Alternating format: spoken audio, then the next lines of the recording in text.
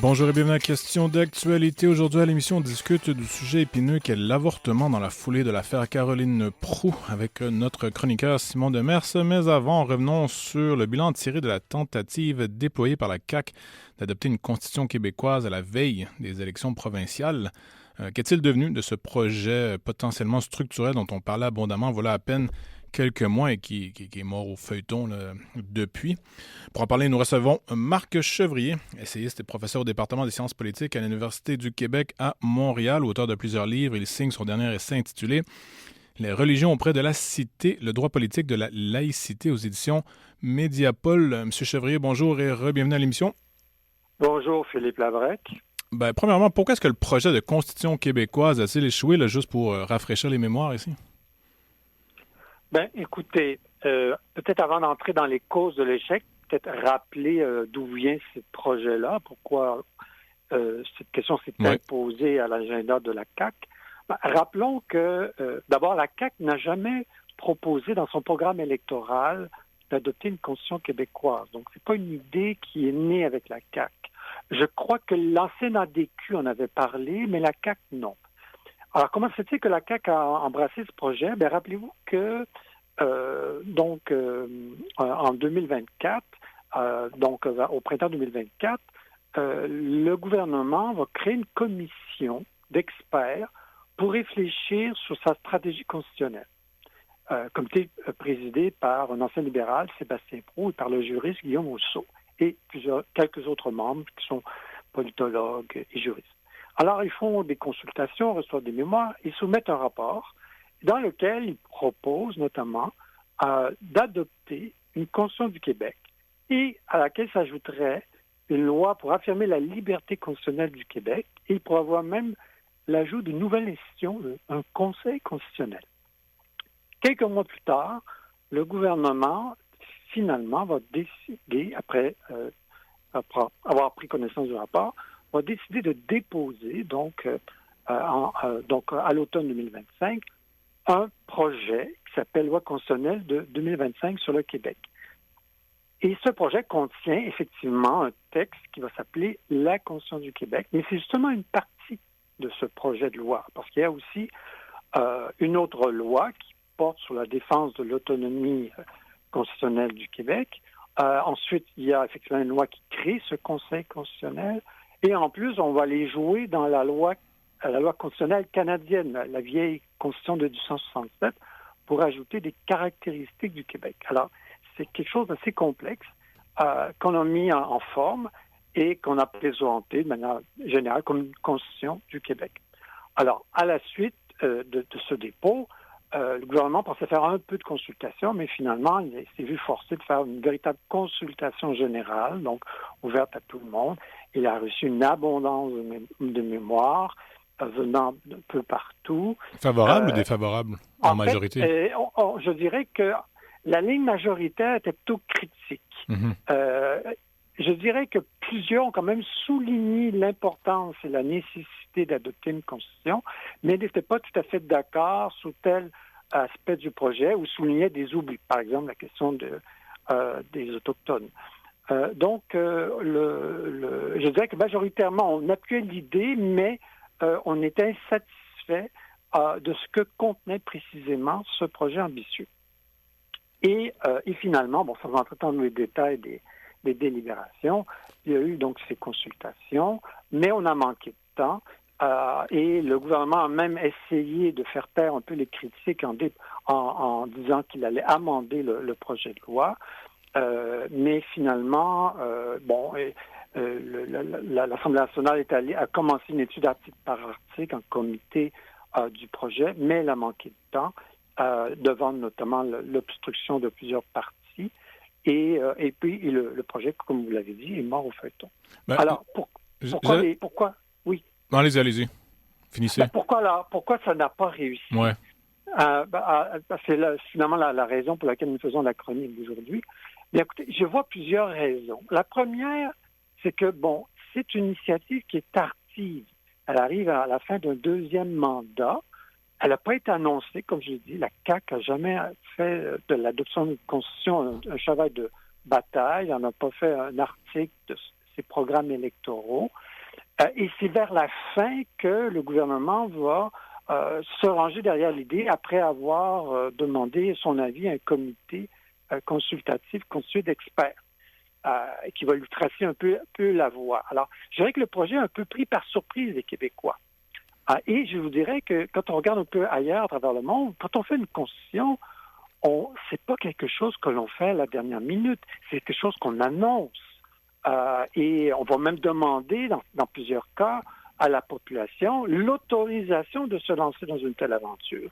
Alors, ce que n'a pas fait la CAQ, la CAQ est arrivée tardivement avec cette idée.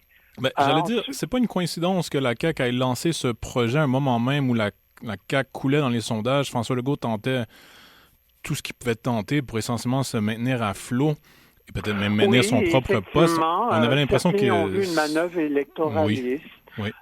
Et destinée à remonter la cote du gouvernement, à lui définir aussi une stratégie d'autonomie politique, parce que la CAQ s'était fait élire sur l'idée qu'elle allait défendre l'autonomie du Québec au sein du Canada.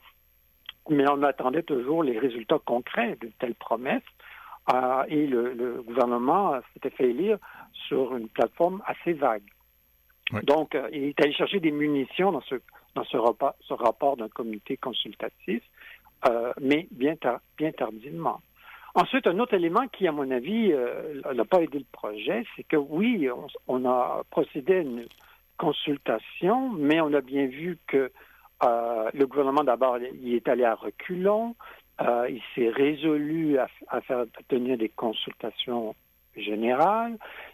Ensuite, on n'a peut-être pas consulté tout le monde. Bon, on s'est plaint du fait que les nations autochtones n'ont pas été impliquées dans le processus. Et puis ensuite, comme plusieurs l'ont remarqué, dont moi-même, le projet ne serait pas soumis à un référendum. Et dans la tradition politique de plusieurs pays démocratiques, une constitution suppose l'application directe du peuple, le plus souvent par un référendum, ce qui, bien sûr, n'avait pas été envisagé par le gouvernement qui n'a pas du tout retenu cette option, et ce qui, à mon avis, aussi contribué à diminuer l'attrait du projet. D'ailleurs, plusieurs lui ont reproché à l'Assemblée nationale. Ensuite, j'allais dire, les Québécois en voulaient-ils? J'ai l'impression qu'il n'y avait aucun appétit pour ça là, dans le public en général.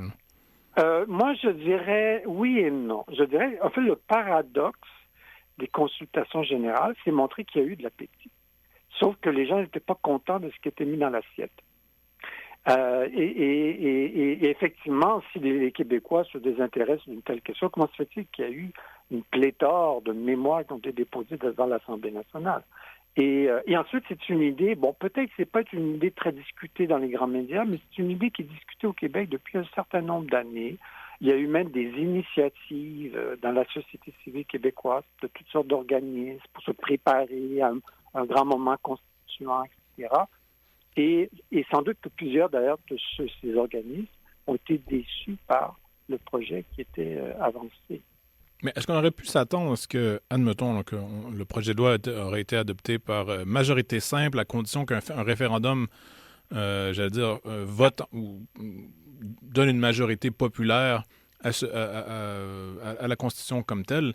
J'ai l'impression qu'on aurait eu 60-70% des gens qui auraient voté potentiellement contre, si ce n'est que par ignorance de la chose, dans le sens que vous avez nommé des gens qui ont déposé des mémoires, des associations, mais ça, c'est des gens qui sont politiquement actifs et impliqués. Mais le commun des mortels, j'ai l'impression, tout ça lui passait, comme on dit en québécois, le 10 pieds par-dessus la tête. Oui, mais je vous dirais que c'est vrai de bien d'autres choses. Ça, c'est vrai, oui. C'est pas propre à un sujet tel que la Constitution québécoise. Alors, évidemment, l'apathie ou l'ignorance que vous évoquez, on l'observe pour bien des choses.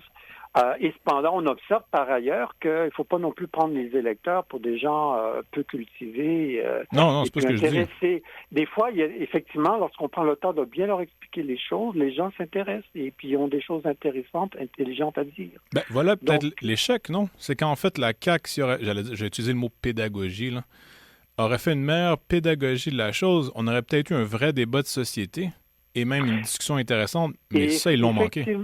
Effectivement, c'est-à-dire que c'est l'aspect pédagogique qui a manqué. C'est-à-dire qu'une telle aventure constituante, qui est tout à fait méritoire et saine dans une démocratie, n'a pas été bien préparé. Il n'y a pas eu un travail d'explication. Et le fait que des experts se prononcent là-dessus, c'est pas suffisant. Donc, ça peut peut-être fasciner des professeurs de droit constitutionnel qui en font le thème de leur séminaire, mais effectivement, il faut aller au-delà. Et ce travail d'explication n'a pas été fait ou très peu. Sans doute qu'on a manqué de temps, mais effectivement, comme on l'a fait à la fin du deuxième mandat, ce temps-là ne s'est pas présenté. Ça va la précipiter. Par ailleurs, un peu, le projet était tellement complexe parce qu'il y avait toutes sortes de subtilités juridiques qu'il n'était pas facile non plus à expliquer. Et ça, il ne faut pas l'oublier. Quand on fait une constitution, on fait un texte dans l'espoir qu'il soit compris et lu par le gros de la population. Donc, il faut accepter un langage direct, simple. C'est sans doute pas facile. Il faut trouver avoir le souci du bon choix des mots, être économe, etc., dans leur emploi. Et bon, le projet qui était présenté, en fait, comme je l'ai expliqué, c'est plusieurs projets qui ont été fondus ensemble, qui faisaient plusieurs choses différentes, qui agissaient sur différents plans normatifs. C'était pas évident à expliquer. Non. Et aussi, il y avait tellement de notions nouvelles ou répétées, parfois pas clairement définies, que ça suscitait toutes sortes d'interprétations, dont certaines très négatives, puisque beaucoup ont vu dans ce projet-là une espèce de tentative d'affirmer des droits collectifs du Québec contre les droits individuels des Québécois, à tort ou à raison.